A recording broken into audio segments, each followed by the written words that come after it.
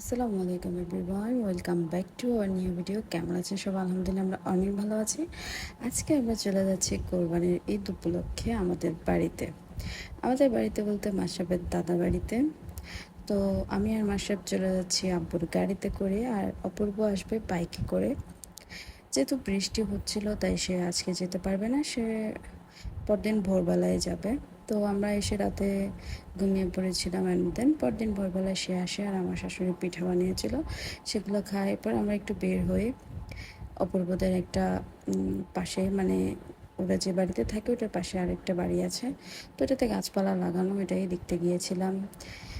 অনেকক্ষণ পর্যন্ত আমাকে দেখালো ওদের কোথায় গিয়েছে, যদিও আমার বিয়ের 6 বছর হতে চললো, বাট তাও আমি এই জায়গায় আজকে ফার্স্ট টাইম এসেছি। এর আগে আসবো করে কখনোই আসা হয়নি, বাট আজকে চলে এলাম। তো মোটামুটি খুবই সুন্দর লাগলো অনেকদিন পর। এরপরে হলো চাঁদরাতে মাশরাফ এখন বাজি ফাটাতে খুব পছন্দ করে, তাই ওকে একটু খুশি করার জন্য আমরা ট্রাই করি যাতে হালকা পাতলা বাজি ফাটানোর জন্য। তো গতবার রোজার ঈদের টাইমে ওর বাজিগুলো সব নষ্ট হয়ে গিয়েছিল, দু একটা ফাটাতে পেরেছে, তাই এবার অপূর্ব ওর জন্য অনেকগুলো বাজি নিয়ে আসে, যেগুলো অনেক সুন্দর করে ওর কাজিনরা সহ, যেমন অপূর্ব চাচাতো ভাইয়ের ছেলেমেয়েরা, এরকম ওদের নিজেদের মানে ব্লাড কানেক্টেড যারা আছে তারা সবাই মিলে বাজিগুলো ফাটায়। তো আমরা সবাই অনেক মজা করি, অনেক বেশি এনজয় করি। অ্যান্ড দেন অনেকে আমার কাছে প্রতি বছরই মেহেদি লাগাতে আসে আমার বিয়ের পর থেকে, তো কয়েকজনকে লাগিয়ে দিয়ে সবাই আমাদের বেবিরাই মানে আপন আত্মীয় স্বজনের মধ্যে এরকম। এরপরে সকালবেলায় উঠে দেখি অপূর্বরা নামাজে চলে গেছে, আর আমরা এদিকে রুটি বানাচ্ছিলাম, চালের রুটি। আর এরপর ওরা নামাজ থেকে এসে পাঞ্জাবি খুলে ফেলছিল। আমার এদিকে রুটি বানানো হয়ে গিয়েছে, এখন কোরবানি হলে মাংস রান্না করব। আর এদিকে মাশরাফ পাঞ্জাবি খুলে একটা টি শার্ট পরে নেয়, ওদেরকে একটু রেডি করিয়ে দিই।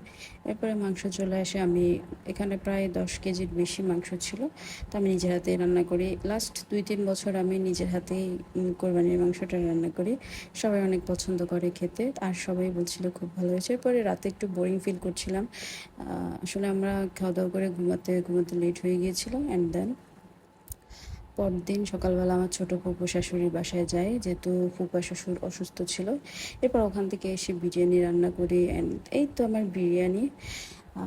বিরিয়ানিটা অনেক মজা হয়েছে। অ্যান্ড দেন বিকেলবেলায় আমি আমার ননাসদের বাড়িতে যাব, মানে অপূর্বর জ্যাঠাতো বোন, তারপরে হচ্ছে চাচাতো বোন, তো একজন হচ্ছে ওর বড়, এই তো বড় আপু ওনার বাসায় আসলাম। উনি অনেক রকমের নাস্তা দিল, অনেকক্ষণ ছিলাম ওনার বাসায়। আর মাশরাফ অনেক রকমের দুষ্টুমি করছিল, গান গাচ্ছিল, এগুলো নিয়ে অনেক হাসাহাসি করছিল। তো এরপরে আপু আমাকে আচার দিল, অনেক রকম খাবার দাওয়ার পরে আচার দিল, যেহেতু আমি ডগ লাভার। অ্যান্ড দেন ওদের এদিকে গাঙ্গের পাড়ে আমাদেরকে নিয়ে যায়, এখানে অনেক বড়, এটাকে গাং বলা হয়। তো এখানে আমাকে নিয়ে আসে, অ্যান্ড দেন ওর চাচাতো বোন, এটা অবশ্য ছোটো বোন হয়, তো ওর বাসায়ও নিয়ে আসে যেহেতু কাছাকাছি।